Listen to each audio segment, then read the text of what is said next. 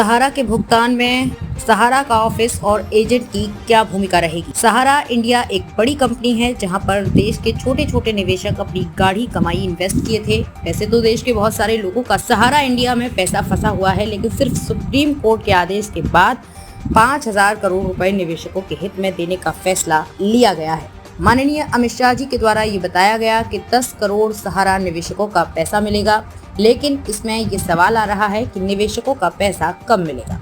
निवेशकों को भुगतान कराने में एजेंट और सहारा ऑफिस का क्या योगदान रहेगा, इसके साथ ही किन किन निवेशकों का कितना पैसा मिलेगा, ये सभी जानकारी आपको हम बता रहे हैं। दोस्तों, आपको बता दें कि सहारा इंडिया के द्वारा जो निवेशकों का पैसा फंसा हुआ था, इन सभी निवेशकों के लिए एक बहुत बड़ी खुशखबरी है। यहाँ पर सुप्रीम कोर्ट ने 5,000 करोड़ रुपए पहले ही देने के लिए तय कर दिया है। लेकिन आपको बता दें कि सहारा इंडिया की बहुत सारे निवेशक हैं और सहारा इंडिया एक छोटी मोटी कंपनी नहीं है। यहाँ पर निवेशकों के लाखों रुपए में पैसे फंसे हुए हैं। ऐसे में 5,000 करोड़ रुपए बहुत कम पैसा है, लेकिन आपको बता दें ये रकम उन सभी छोटे निवेशकों को दी जाएगी जिनकी रकम 5,000 से 50,000 तक फंसी हुई है। मीडिया रिपोर्ट्स के अनुसार बताया जा रहा है कि 5,000 करोड़ रुपए की मांग एक बार फिर से की गई है। हालांकि ये खबर अभी तक पूरी सबूत के साथ नहीं है, लेकिन सहकारिता मंत्रालय के द्वारा एक बार फिर से निवेशकों को हित में 5,000 करोड़ रुपया मांग को लेकर अदालत का दरवाजा खटखटाया है। जैसा कि आप सभी को पता होगा कि सहारा एक छोटी मोटी कंपनी नहीं है और इसमें निवेशकों से लेकर सहारा एजेंटों का भी बहुत ज्यादा फायदा हुआ करता था।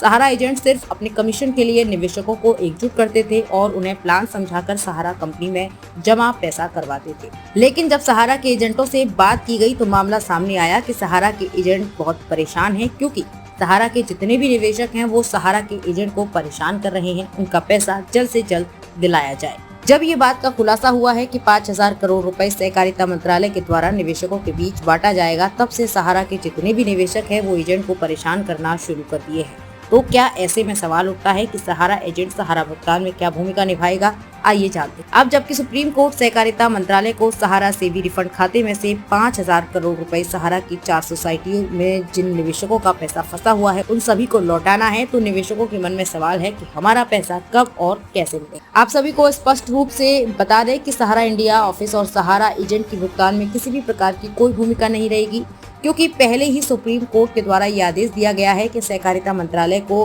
कि निवेशकों का पैसा उनके खाते में दिया जाएगा। यहाँ पर सुप्रीम कोर्ट ने ये नहीं बताया कि निवेशकों का पैसा कौन से बैंक खाते में मिलेगा, सहारा ऑफिस के खाते से मिलेंगे या फिर सहारा का एजेंट पैसा दिलाएगा। सुप्रीम कोर्ट के द्वारा साफ साफ कहा गया है CRCS निवेशकों का पैसा दिलाया जाएगा।